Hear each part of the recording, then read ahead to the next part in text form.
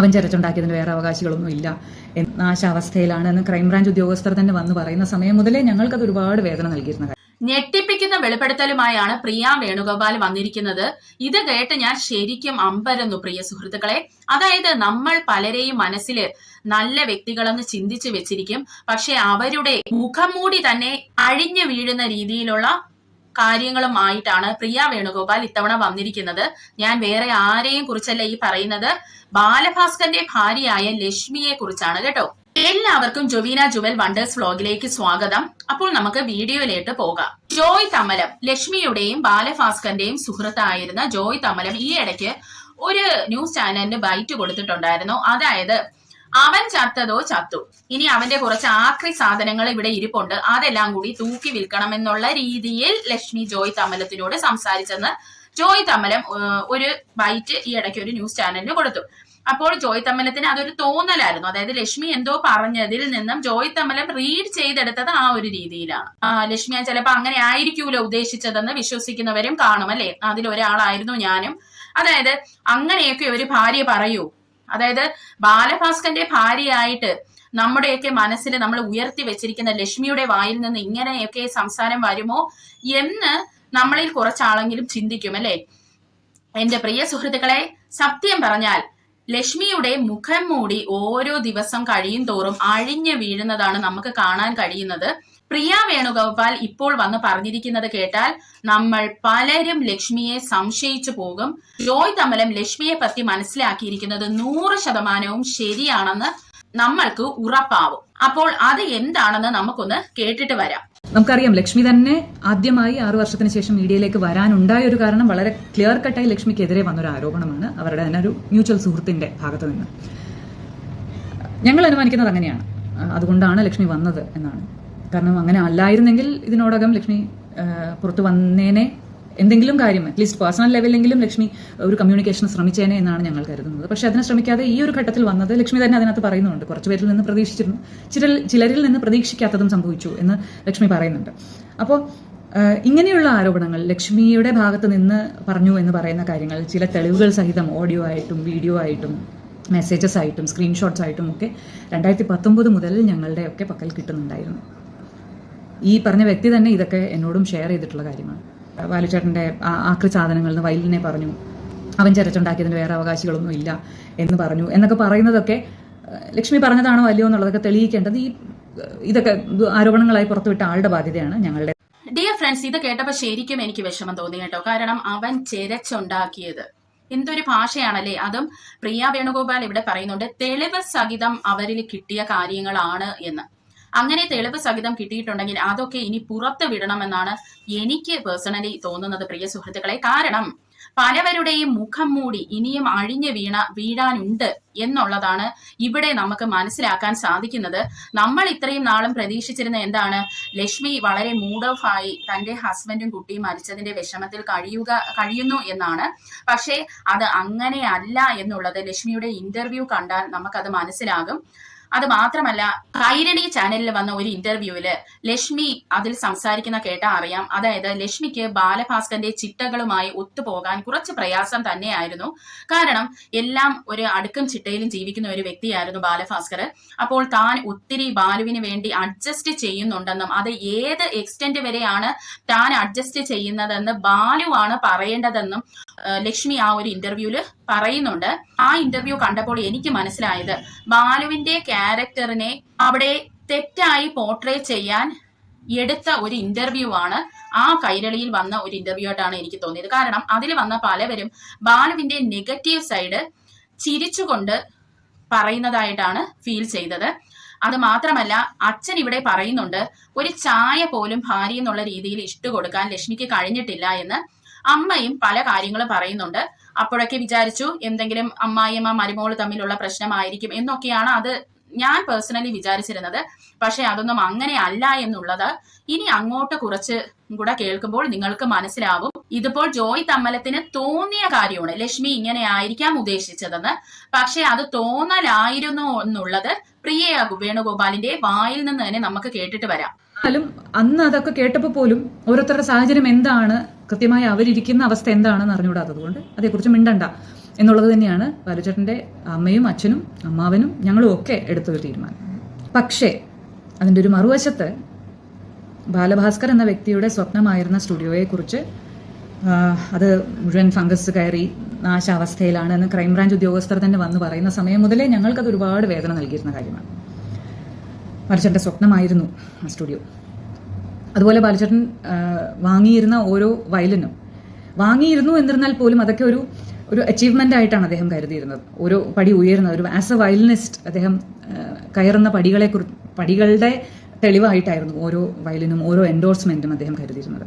അപ്പോൾ ആ വയലിനുകളൊക്കെ നാശമാകുന്നു എന്നൊക്കെ കേൾക്കുന്നത്. പ്രിയ സുഹൃത്തുക്കളെ, ഇതിൽ കുറെ സ്ഥലത്ത് ഞാൻ സത്യം പറഞ്ഞാൽ ഞെട്ടി കേട്ടോ. കാരണം ഇതിപ്പോൾ CBI ആണ് ഇവരോട് വന്ന് പറഞ്ഞിരിക്കുന്നത് ആ ഇൻസ്ട്രുമെന്റ്സും സ്റ്റുഡിയോയും എല്ലാം പൂപ്പൽ ബാധിച്ച് കിടക്കുകയാണെന്ന്. ഇതിൽ നിന്ന് നമ്മൾ എന്താണ് മനസ്സിലാക്കേണ്ടത്? അതായത് ജോയ് തമ്മലം പറഞ്ഞത് സത്യമാണ് എന്ന് തന്നെയാണ് ഇതിൽ നിന്നും മനസ്സിലാകുന്നത്. പ്രിയ സുഹൃത്തുക്കളെ, പല പ്രാവശ്യം ഞാൻ തന്നെ ചിന്തിച്ചിട്ടുണ്ട്. കാരണം ഇദ്ദേഹത്തിന്റെ ഈ വയലിൻ എന്നൊക്കെ പറയുന്നത് ഇറ്റലിയിൽ നിന്നും അവിടെ നിന്ന് ഇവിടെ നിന്നൊക്കെ പുറം രാജ്യങ്ങളിൽ നിന്ന് ലക്ഷങ്ങൾ കൊടുത്ത് കൊണ്ടുവന്ന വയലിനുകളാണ്. അപ്പോൾ ബാലഭാസ്കറിനെ സ്നേഹിക്കുന്ന ഒത്തിരി ആൾക്കാർ അദ്ദേഹത്തിനുണ്ട്, ആരാധകരായിട്ട്. അപ്പോൾ അദ്ദേഹത്തിന്റെ ഓർമ്മയ്ക്കായിട്ട് എന്തെങ്കിലും ഒരു കെട്ടിടം എടുത്ത് അങ്ങനെ ഒരു കാര്യം ചെയ്തിരുന്നെങ്കിൽ, ഈ ഇൻസ്ട്രുമെന്റ്സ് ഒക്കെ അവിടെ വെച്ച് അദ്ദേഹത്തിന്റെ മെമ്മോറിയലായിട്ട് കാര്യങ്ങൾ നടത്തിയിരുന്നെങ്കിലെന്ന് ഞാൻ കുറെ വർഷം മുമ്പേ ചിന്തിച്ചിട്ടുള്ള ഒരു കാര്യമായിരുന്നു. എന്തുകൊണ്ടാണ് ഇവർ ഇതിനൊരു ഇനിഷ്യേറ്റീവ് എടുക്കാതിരുന്നതെന്ന് അതിന് പ്രിയ വേണുഗോപാൽ വ്യക്തമായി കാര്യങ്ങൾ പറയുന്നുണ്ട്. കാരണം ആദ്യം മുതൽക്ക് തന്നെ ഈ ഒരു ഇതൊരു ആക്സിഡന്റ് അല്ല, കൊലപാതകമാണ് എന്നും പറഞ്ഞ് ബാലുവിന്റെ അച്ഛൻ ഇതിൽ ഇടപെട്ടപ്പോഴേ ഇവരെല്ലാം കൂടി പറഞ്ഞുണ്ടാക്കിയത് സ്വത്തിന് വേണ്ടി ബാലുവിന്റെ വീട്ടുകാര് കടിപിടി കൂടുന്നെന്നാണ്. അപ്പോൾ ഈ ഇൻസ്ട്രുമെന്റ്സിന്റെ കാര്യത്തിനും ഇവർ ഇടപെട്ടാൽ വീണ്ടും അത് വഷളാകുമെന്ന് ഇവർക്ക് തോന്നിയത് കൊണ്ടാണ് ഇവർ ഇതിലൊന്നും ഇടപെടാതിരുന്നത്. ഇവർ പ്രതീക്ഷിച്ചിരുന്നു ആരെങ്കിലും വന്നിട്ട് ചോദിക്കും ഈ ഇൻസ്ട്രുമെന്റ്സും കാര്യങ്ങളും ഒക്കെ ഞങ്ങൾ എന്ത് ചെയ്യണം എന്ന് ഒരു വാക്ക് ചോദിക്കുമെന്ന് ബാലുവിന്റെ ഗുരു ആയിരുന്ന ബാലുവിന്റെ അമ്മാവൻ ആഗ്രഹിച്ചിരുന്ന ഒരു കാര്യമാണ്. പക്ഷേ കുറെ കഴിഞ്ഞപ്പോൾ അവർക്ക് മനസ്സിലായി ആരും വന്ന് ഇനി ഇതിനെപ്പറ്റി ചോദിക്കത്തില്ല എന്നുള്ളത്. അതുകൊണ്ടാണ് നോക്കൂ, ഇന്നത് ഫംഗസ് ബാധിച്ച് ഇന്നിപ്പോ അതൊക്കെ ഉണ്ടോ എന്ന് പോലും നമുക്ക് ആർക്കും അറിയില്ല.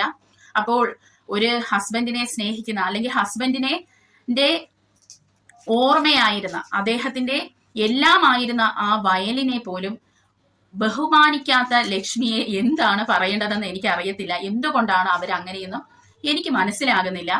അപ്പോൾ ഇവിടെ പ്രിയ സുഹൃത്തുക്കളെ, നമ്മൾ എന്താണ് ഇതിൽ നിന്നൊക്കെ മനസ്സിലാക്കേണ്ടത്? അത് മാത്രമല്ല, പലരോടും ബാലഭാസ്കർ പറഞ്ഞിരുന്നു ലക്ഷ്മി ഭയങ്കര ഡിമാൻഡിങ് വൈഫാണ്, ലക്ഷ്മിയെ സഹിച്ച് മടുത്തു എന്നൊക്കെ പറഞ്ഞ് പലരോടും വിഷമങ്ങൾ ബാലഭാസ്കർ പറഞ്ഞിട്ടുണ്ടായിരുന്നു. അച്ഛനും വീട്ടുകാരോട് ഉൾപ്പെടെ, അതായത് ബാലുവിന്റെ അച്ഛനോടും അമ്മയോടും ഉൾപ്പെടെ ഈ കാര്യങ്ങൾ പറഞ്ഞിട്ടുണ്ടായിരുന്നു. ലക്ഷ്മിയെ ഡിവോഴ്സ് ചെയ്യുമെന്നും പറഞ്ഞിരുന്നതാണ് ബാലഭാസ്കർ. ഇതിലൊക്കെ എന്തെങ്കിലും സത്യമുണ്ടെങ്കിൽ പ്രിയ സുഹൃത്തുക്കളെ, ഇനി വരും നാളുകളിൽ ഇതെല്ലാം പുറത്തു വരും.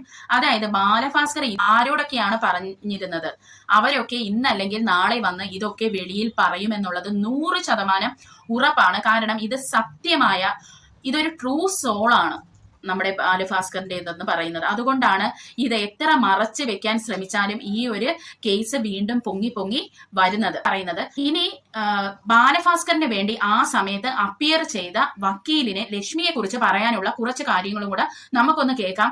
ഇതും കൂടെ കേൾക്കുമ്പോൾ ലക്ഷ്മി ഒരു റെഡ് ഫ്ലാഗ് ആണെന്നുള്ളതിൽ പൂർണ്ണ ബോധ്യം നമുക്ക് വരും. പ്രിയ സുഹൃത്തുക്കളെ, നമുക്കൊന്ന് കേട്ടിട്ട് വരാം. നമുക്ക് ആദ്യം അവരോട് സഹതാപത്തോടുകൂടി മാത്രമല്ലേ പെരുമാറാൻ പറ്റുള്ളൂ. കല്യാണം കഴിഞ്ഞ് ഇത്രയും വർഷങ്ങൾക്ക് ശേഷം ഒരു കുഞ്ഞുണ്ടാവുന്നു, ആ കുഞ്ഞും ഭർത്താവും അവരെ വിട്ടുപോയി. അപ്പൊ ഇനിയിപ്പോ നമ്മൾ അവരോട് വേറെ രീതിയിൽ വേറെ ആംഗിളിൽ നമ്മൾ ശ്രദ്ധിക്കാൻ പാടില്ല. പക്ഷെ ഈ അപകടത്തിൽ ഈ മരണത്തിൽ യാതൊരു വിധത്തിലുള്ള സംശയവുമില്ല എന്നാണ് ലക്ഷ്മി പറഞ്ഞിരിക്കുന്നത്, മൊഴി കൊടുത്തിരിക്കുന്നത്. പിന്നെ രണ്ടാമത്തെ കാര്യം, എന്തുകൊണ്ടാണ് തൃശ്ശൂരിൽ നിന്നും അന്ന് ഇവർ പാലക്കാട് ഒരു ജോത്സ്യനെ കാണാനായിട്ടൊക്കെ ബുക്ക് ചെയ്തിരുന്നു പിറ്റേ ദിവസം 25-ാം തീയതി രാവിലെ. അതൊക്കെ ക്യാൻസൽ ചെയ്തിട്ട് രാത്രി തന്നെ തിരിച്ചു പോരാൻ എന്താ കാരണം എന്ന ചോദ്യത്തിന് ലക്ഷ്മി പറഞ്ഞത് ഒരു സംഗീത സംവിധായകനെ കാണാനായിട്ട് മീറ്റിങ്ങിന് അപ്പോയിന്റ്മെന്റ് എടുത്തിട്ടുണ്ടായിരുന്നു, അയാളെ കാണാനായിട്ട് പോകുന്നതുകൊണ്ടാണ് ഈ പാലക്കാട് പ്രോഗ്രാം കട്ട് ഷൂട്ട് ചെയ്ത് അന്നേക്ക് രാത്രി തന്നെ തിരിച്ചു പോകുന്നത്. പക്ഷെ അദ്ദേഹത്തെ ഈ സംഗീത സംവിധായകനെ ചോദ്യം ചെയ്തപ്പോൾ അങ്ങനെ പറഞ്ഞു അങ്ങനെ ഒരു മീറ്റിംഗ് ഞാനുമായിട്ട് ഫിക്സ് ചെയ്തിട്ടുണ്ടായിരുന്നില്ല. ഈ ഒരു തൃശ്ശൂർക്ക് പോകുന്നതിന് മുമ്പ് തന്നെ 2-3 ദിവസം ഞങ്ങൾ പല സ്ഥലത്ത് ഇരുന്ന് ഞങ്ങളുടെ കാര്യങ്ങൾ പ്രോജക്റ്റൊക്കെ ഇൻ ഡീറ്റെയിൽ ഡിസ്കസ് ചെയ്ത് സെറ്റിൽ ചെയ്തതാണ്. കൂടുതലൊന്നും സംസാരിക്കാനുണ്ടായിരുന്നില്ല. ഞങ്ങൾ തമ്മിലൊരു മീറ്റിംഗ് പ്രപ്പോസ് ചെയ്തിട്ടുണ്ടായിരുന്നില്ല. അപ്പോൾ ലക്ഷ്മിയുടെ ആ മൊഴി ശരിയല്ല. അപ്പൊ അതിലൊരു ഫർദർ പ്രോബ് ഒന്നും നടന്നിട്ടില്ല. ലക്ഷ്മി എന്ത് പറഞ്ഞു, മറ്റുള്ളവരോട് ചെയ്ത പോലെ തന്നെ ഇവര് ലക്ഷ്മി പറഞ്ഞതും വിശ്വസിച്ചു. പിന്നെയും ലക്ഷ്മി പറഞ്ഞിട്ടുണ്ട് ഈ ഫോണൊക്കെ തമ്പിയുടെ കയ്യിലാണ് ഉണ്ടായിരുന്നത്, തമ്പി അത് ഞാൻ ചോദിച്ചിട്ടും തന്നില്ല. അതിലും ഒരു അന്വേഷണം നടത്തില്ല. എന്തുകൊണ്ട് ഫോണിന്റെ ഉടമസ്ഥ ഭാസ്കറിന്റെ ഫോൺ അദ്ദേഹത്തിന്റെ മരണശേഷം ഭാര്യയുടെ കയ്യിലല്ലേ ഇരിക്കട്ടെ. അവര് നോർമലായി അസുഖം കഴിഞ്ഞ് ആശുപത്രിയിൽ എത്തിക്കഴിയുമ്പോൾ ഇയാളെ ഫോൺ തിരിച്ചു കൊടുക്കേണ്ടതല്ലേ. അത് ചോദിച്ചിട്ടും തിരിച്ചു തന്നില്ല എന്നൊക്കെ ലക്ഷ്മി പറഞ്ഞപ്പോൾ അതിനെക്കുറിച്ചൊന്നും ഒരു അന്വേഷണമൊന്നും നടത്തിയിട്ടില്ല. ഡിയർ ഫ്രണ്ട്സ്, ഇവിടെ ലക്ഷ്മിക്ക് കിട്ടിയ സിമ്പതി എന്ന് പറയുന്നത് ഹസ്ബൻഡും കുട്ടിയും നഷ്ടപ്പെട്ട ഒരു ഭാര്യ എന്നുള്ള ഒരു പരിഗണനയാണ് ഇത്രയും നാളും ലക്ഷ്മിക്ക് എല്ലാവരും തന്നെ കൊടുത്തത്. ആ ഒരു പരിഗണന ഇനി കൊടുക്കരുതെന്നാണ് എനിക്ക് പറയാനുള്ളത് പ്രിയ സുഹൃത്തുക്കളെ. അതൊക്കെ കളഞ്ഞിട്ട് പുള്ളിക്കാരിനെ അങ്ങോട്ട് വിളിച്ചോണ്ട് കൊണ്ടുപോയി നല്ല അന്തസ്സായിട്ട് ചോദ്യം ചോദിക്കണം. ഒന്നാമത്തെ കാര്യം അഡ്വക്കേറ്റ് ഇവിടെ പറഞ്ഞിരിക്കുന്നത് ഈ ഒരു അപകടത്തിൽ സംശയമേ ഇല്ലെന്നാണ് ലക്ഷ്മി ആദ്യം തന്നെ കൊടുത്തിരിക്കുന്ന മൊഴി. അതായത് അന്ന് ആ ആക്സിഡന്റ് നടന്നപ്പോൾ അന്ന് വാദിച്ച വക്കീലാണ് കേട്ടോ, ബാലുവിന് വേണ്ടി വാദിച്ച വക്കീലാണ് ഈ പറയുന്നത്. അന്നേ ലക്ഷ്മി പറഞ്ഞിരുന്നത് ലക്ഷ്മിക്ക് ഈ ഒരു ആക്സിഡന്റിൽ ഒരു സംശയമില്ലെന്നാണ്. ആ സെയിം പല്ലവി തന്നെയാണ് ലക്ഷ്മി ഇപ്പോഴും ആവർത്തിക്കുന്നത്. ഇനി രണ്ടാമത് വക്കീല് പറയുന്നത് എന്തുകൊണ്ടാണ് അന്ന് രാത്രി തന്നെ നിങ്ങൾ തൃശ്ശൂരിൽ നിന്ന് തിരിച്ചതെന്ന്. അതിന് ലക്ഷ്മി മനോരമയ്ക്ക് കൊടുത്ത ഇന്റർവ്യൂവിൽ പറയുന്നത് അന്ന് ചടങ്ങൊക്കെ നേരത്തെ കഴിഞ്ഞു, അതുകൊണ്ടാണ് നമ്മൾ തിരിച്ചത്, അല്ലെങ്കിലും അവിടെ സ്റ്റേ ചെയ്യാൻ ഞങ്ങൾ ഉദ്ദേശിച്ചിരുന്നില്ല എന്ന് ലക്ഷ്മി വ്യക്തമായി അതിൽ പറയുന്നുണ്ട്. എന്നാൽ ആദ്യം ലക്ഷ്മി കൊടുത്ത മൊഴി അങ്ങനെയല്ല. ഞങ്ങൾ തിരിച്ചു വരാനുള്ള കാരണം സംഗീത സംവിധായകനുമായി ബാലുവിന് ഒരു മീറ്റിംഗ് ഉണ്ടായിരുന്നു എന്നുള്ളതാണ്. എന്നാൽ അത് പിന്നെ അന്വേഷിച്ചപ്പോൾ ആ സംഗീത സംവിധായകൻ അത് അപ്പാടെ അങ്ങനെ ഒരു മീറ്റിംഗ് ഇല്ലായിരുന്നു, ബാലു ഈ അമ്പലത്തിലോട്ട് പോകുന്നതിന് മുൻപ് തന്നെ അതെല്ലാം സംസാരിച്ച് ഓക്കെ ആക്കിയെന്ന് ആ സംവിധായകൻ കൊടുത്തു. അപ്പോൾ ലക്ഷ്മി അവിടെ പെടുകയും ലക്ഷ്മി പിന്നെ അത് തിരുത്തി പറയുകയുമാണ് ചെയ്തത്.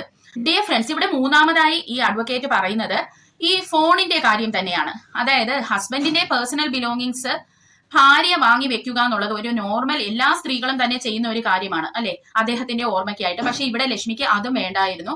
അപ്പോൾ ലക്ഷ്മിക്ക് ഇതൊന്നും ആവശ്യമില്ലായിരുന്നു എന്നുള്ളതാണ് ഇപ്പോൾ തെളിഞ്ഞുകൊണ്ടിരിക്കുന്നത്. അതിനൊരു എക്സാമ്പിൾ ആണ് ഊപ്പന് പിടിച്ച ബാലുവിന്റെ സ്റ്റുഡിയോയും ഇൻസ്ട്രുമെന്റ്സും എന്ന് പറയുന്നത്. അപ്പോൾ ഇതിൽ നിന്നൊക്കെ നമ്മൾ എന്താണ് പ്രിയ സുഹൃത്തുക്കളെ വായിച്ചെടുക്കേണ്ടത്? ഇവിടെ ഒരു ചോദ്യം ഇപ്പോഴും ബാക്കിയാണ്. അതായത് സോബി കണ്ടായിരുന്നു ബാലു സഞ്ചരിച്ച കാറിന്റെ പിറകുവശത്തുനിന്ന് ഒരാളെ വലിച്ച് ഇറക്കി കമഴ്ത്തി കിടത്തി അദ്ദേഹത്തിന്റെ മുതുകിനിട്ട് ഇടിക്കുന്നത് സോബി കണ്ടിട്ടുള്ള കാര്യമായിരുന്നു, കലാഭവൻ സോബി. അങ്ങനെയാണെങ്കിൽ ആ സമയത്ത് ലക്ഷ്മി എന്തെടുക്കുകയായിരുന്നു എന്നുള്ളത് സോബിയുടെ അടുത്ത് ആരും ചോദിക്കുന്നതായിട്ട് ഞാൻ കണ്ടിട്ടില്ല. അതൊരു ചോദ്യം തന്നെയാണ്, ആ സമയത്ത് ലക്ഷ്മി എന്ത് ചെയ്യുകയായിരുന്നു എന്നുള്ളത്. പ്രിയ സുഹൃത്തുക്കളെ, നിയമപരമായി ഇത് തെളിയിക്കപ്പെടുമെന്ന് ഞാൻ ഇന്നും വിശ്വസിക്കുന്നില്ല. കാരണം ഇതിലെ വമ്പൻ ടീമുകളാണ് ഉൾപ്പെട്ടിട്ടുള്ളത്. അതുകൊണ്ട് ഒരു നീതി നമുക്ക് കിട്ടുമെന്ന് പ്രതീക്ഷിക്കേണ്ട. പക്ഷേ നമ്മളെ പോലുള്ള സാധാരണക്കാർക്ക് കാലം തന്നെ ഇത് തെളിയിച്ചു തരും.